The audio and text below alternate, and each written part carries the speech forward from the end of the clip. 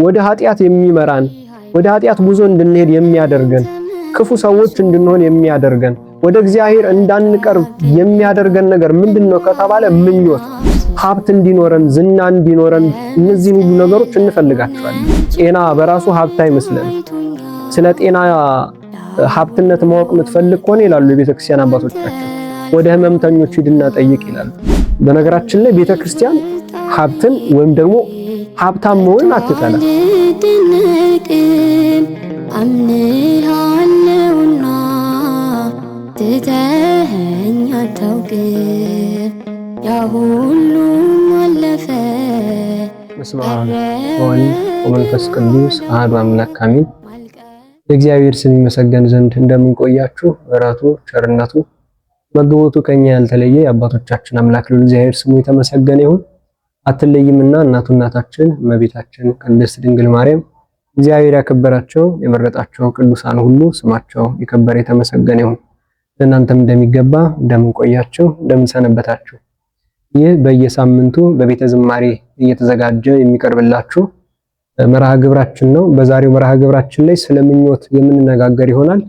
የአባቶቻችን አምላክ በመካከላችን ተገኝቶ እንዲያስተምረን እንዲመክረን የእርሱ መልካም ፈቃድ ይሆንልን። በመጀመሪያ ስለ ምኞት ስንነጋገር ትርጉሙ ምንድነው የሚለውን ነገር ማየት ያስፈልገናል። ምኞት ምንድነው የሚለውን መፍታት አለብን። ምኞት ምንድነው ስንል ምኞት ማለት ሐሳብ፣ ክጀላ ወይም ደግሞ ፍላጎት ብለን እንፈታዋለን። ምኞት የሚለው ባጭሩ ትርጉሙን ስንፈታ ነው አንድን ነገር ስናስበው ደጋግመን ስንከጅለው ወይም ደግሞ ስለዛ ነገር በጣም ፍላጎት ሲኖረን ይሄ ምኞት እየተባለ ይጠራል ማለት ነው። እንዳው ምኞትን በምኞትነቱ ብቻ አይደለም የምናውቀው፣ በሁለት ልንከፍለው ይገባል ምኞት የሚለውን ሐሳብ። ይሄም ደግሞ መልካም ምኞትና ክፉ ምኞት ብለን በሁለት የምንከፍለው ነው ማለት ነው። ስለዚህ እነዚህ መልካም ምኞትና ክፉ ምኞቶች ምንድናቸው የሚለውን በመጽሐፍ ቅዱሳዊ ሐሳብ እያጠቀስን የምንነጋገር ይሆናል ማለት ነው።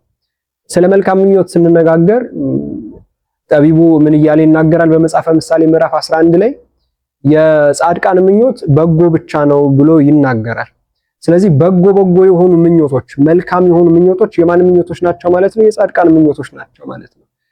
መልካም ምኞት የምንለው ሌላውን ለመጥቀም የምናደርገው፣ ሌላውን ሳንጎዳ የምናደርገው፣ በገዛ ጥረታችን፣ በገዛ ፍላጎታችን፣ በገዛ ስራችን የምናገኘው፣ የምንሰራው፣ የምንፈልገው ነገር ይሄ መልካም ምኞት እየተባለ ይጠራል። ሌላውን የማይጎዳ፣ ሌላውን አታክ የማያደርግ እነዚህ ምኞቶች በሙሉ መልካም ምኞት እየተባሉ ይጠራሉ ማለት ነው። አንድ መልካም ምኞት ለመባሉ መስፈርቱ ምንድነው ከተባለ የእግዚአብሔርን ፈቃድ የሚያሟላ ነው ወይ የሚል መሆን አለበት። ስለዚህ መልካም ምኞቶች ሁሉ ሌላውን የማይጎዱ፣ ሌላውን ብቻ ሳይሆን ራሳችንንም የማይጎዱ አልፎም ተርፎ ደግሞ የእግዚአብሔርን ፈቃድ የሚፈጽሙ ከሆኑ እነዚህ መልካም ምኞቶች ተብለው ይጠራሉ።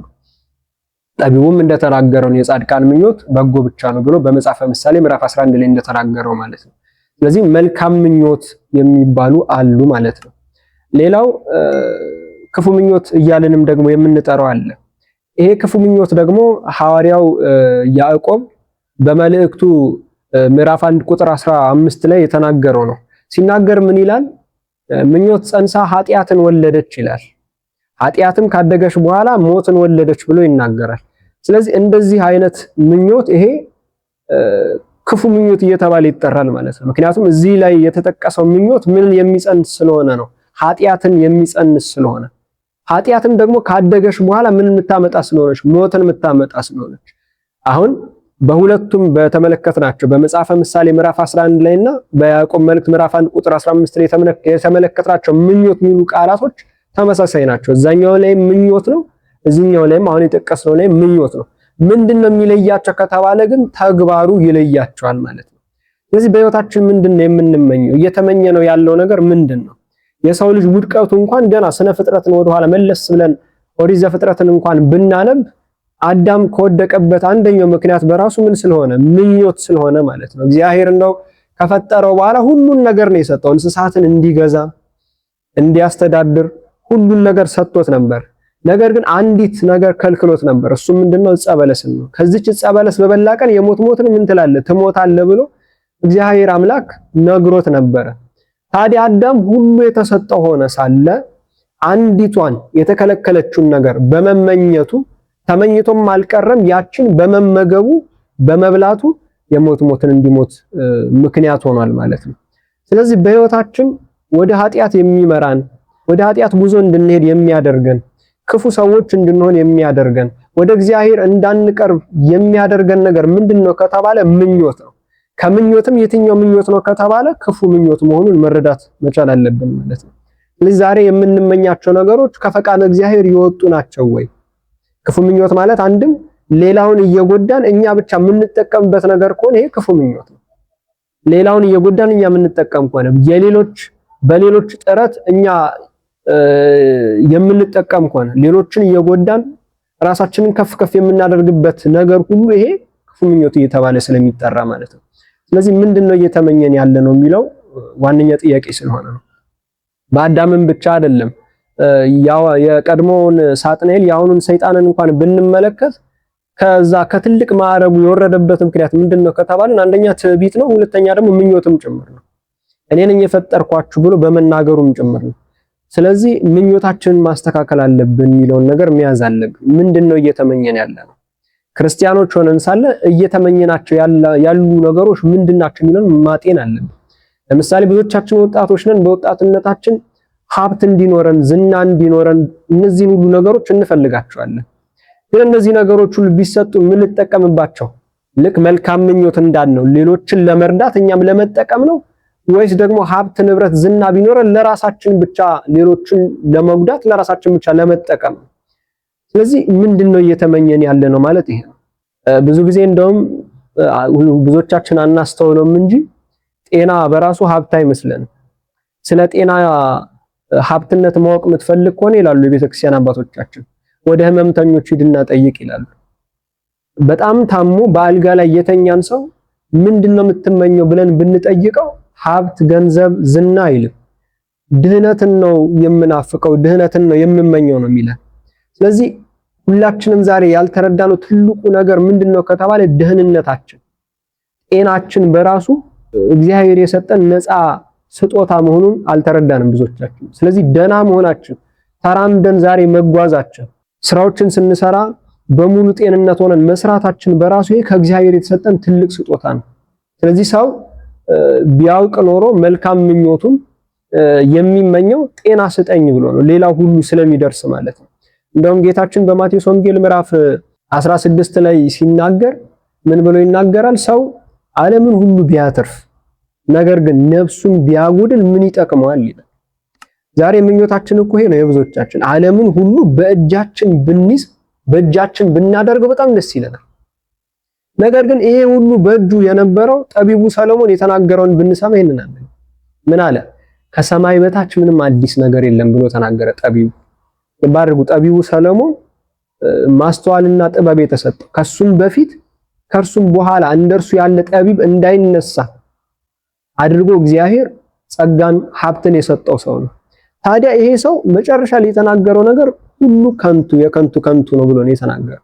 እኔ የለፋውበትን እነሆ ሌላ ይወስዷል ብሎ ነው የተናገረው። ስለዚህ ሀብት እንዲኖረን ዝና እንዲኖረን ከሆነ ምኞታችን እነዚህ ነገሮች ሁሉ የሚያልፉ ናቸው። ጌታችን እንደተናገረው ነው ሰው ዓለምን ሁሉ ቢያተርፍ ነፍሱን ግን ቢያጎድል ምን ይጠቅማል? ስለዚህ መመኘት ያለብን ምንድነው ከተባለ ከእግዚአብሔር ጋር መኖርን ነው መመኘት ያለብን። ሌላ ሁሉ የሚመጣ ስለሆነ ጌታችንም ይሄንን ተናግሯል። አስቀድማችሁ መንግስቱን ጽድቁን ሹ ሌላ ሁሉ ምን ይላችኋል? ይጨመርላችኋል። ዛሬ ይሄንን ስላጣን ይሄንን ስላልተረዳን መቅደም ያለበትን ነገር ሳናስቀድም የኋላኛውን ለመያዝ ስንሞክር ብዙዎቻችን እንወድቃለን፣ ተስፋ እንቆርጣለን። በመንገዳችን ማስቀደም ያለብን እግዚአብሔርን ነው በቅድሚያ። ከዛ በኋላ ደግሞ ሌሎች ነገሮች ይመጣሉ ማለት ነው። እረኛ ምን ጊዜም በእስራኤላውያን ባህል እንደምንመለከተው እረኛው ከፊት ሆኖ በጎቹ ነው ከኋላ የሚከተሉት። ስለዚህ እኛም ምኞታችን መሆን ያለብን ቀድሞ እግዚአብሔርን መፈለግ፣ እግዚአብሔርን ማግኘት ነው። ከዛ በኋላ ሌሎችን ነገሮች ከኋላ ማስቀደም። ልክ አንድ ጠባቂ ሰውን ለመጠበቅ ከፊት እንደሚሆን ሁሉ እግዚአብሔርን በኑሯችን እንዲጠብቀን በሐሳባችን፣ በትምህርታችን፣ በስራችን ሁሉ ከፊታችን ቀድሞ እንዲመጣ መጀመሪያ እርሱን መፈለግ አለብን። ስለዚህ ምኞታችን መሆን ያለበት ከእግዚአብሔር ጋር መኖር ማለት ነው። እንደውም መዝሙረኛው ቅዱስ ዳዊት ሲናገር ነፍሴ እግዚአብሔርን እንደዋሊያ ተጠማች ብሎ ይናገራል። ስለዚህ እግዚአብሔርን መጠማት እግዚአብሔርን መሻት የኛ ምኞት ሊሆን ይገባል ማለት ነው። ምክንያቱም ክፉ ምኞትም ስላለ አንዳንዴ ዲያብሎስ መልካም የሆነውን ሁላ ክፉ የሆነውን ነገር ሁላ እንደ መልካም ለውጦ ሊያሳየን ይችላል። ልክ አዳም ጋር እንዳደረገው ይሄንን ዕፀ በለስ እኮ ብትበላ ምን ትሆናለህ አምላክ ትሆናለህ ብሎ በእባብ አድሮ ሰይጣን ሸንግሎት ነበር። አዳም እንዲመኝ አድርጎት ነበር፣ አምላክነትን እንዲመኝ አድርጎት ነበር። ማን? ሰይጣን። ዛሬም ሰይጣን እኛን በብዙ ይሸነግለናል። ሀብት እኮ ብታገኝ ትመጸውትበታለህ። በነገራችን ላይ ቤተክርስቲያን ሀብትን ወይም ደግሞ ሀብታም መሆንን አትጠላ። የምትጠላው ቅዱስ ዮሐንስ አፈወርቅ እንደተናገረው ከሀብት ጀርባ የሚመጣውን ትዕቢት ነው ቤተክርስቲያናችን የምታወግዘው እንጂ ሀብትን አታወግዝም ቤተክርስቲያናችን። ከሀብት በኋላ የሚመጣው ከገንዘብ በኋላ የሚመጣውን ትዕቢትን ግን ቤተክርስቲያናችን ታወግዛለች። ከሀብት ጀርባ የሚመጣውን ነፍሰ ገዳይነት ግን ቤተክርስቲያናችን ታወግዛለች። ስለዚህ የገንዘብ አጠቃቀምን ለማወቅ መጀመሪያ እግዚአብሔርን መቅረብ ያስፈልጋል ማለት ነው። እግዚአብሔርን ያልያዝንበት ጉዞ መጨረሻው ገደል ስለሆነ፣ ስለዚህ ምኞታችን መሆን ያለበት ከእግዚአብሔር ጋር መኖር ነው። ብዙ አይነት ምኞቶች አሉ። እንደው ክፉ ምኞቶችን እንዘርዝር ተብሎ ከተፈለገ እንኳን እነዚህ ክፉ ምኞቶች እንደው ጠቅለል ስናደርጋቸው በአራት ልንከፍላቸው እንችላለን። የመጀመሪያው ምኞት ምንድነው ከተባለ ስጋዊ ምኞት ነው። ሁለተኛው ደግሞ ምንድነው ካልን የዓለም ምኞት ነው። ሶስተኛው ደግሞ የዲያብሎስ ምኞት አለ። አራተኛውና የመጨረሻው ደግሞ የሰው ምኞት አለ። እነዚህ ምኞቶች ምንድናቸው? እነዚህ ምኞቶችስ ምንድነው ለኛ የሚያስተላልፉት? የሚጠቅሙን ናቸው ወይስ የሚጎዱን ናቸው የሚሉትም ደግሞ በቀጣይ በሚኖረን ክፍሎች ውስጥ የምንመለከት ይሆናል ማለት ነው። ምንጊዜም አንድን ነገር ስንመኝ ሰውን ይጎዳል፣ እኔንስ ይጎዳል፣ ከእግዚአብሔር መልካም ፈቃድስ ይወጣል ወይ ብለን መጠየቅ ይኖርብናል ማለት ነው። የዛሬው ትምህርታችን ባጭሩ ይሄንን ይመስላል። ምኞታችን ምን እንደሆነ አጢነን በደንብ ተረድተን እንድንጓዝ አምላካችን እግዚአብሔር ይርዳን። ያስተማረን የመከረን የአባቶቻችን አምላክ እግዚአብሔር ስሙ የተመሰገነ ይሁን። ቆየን። ስብሐት ለእግዚአብሔር።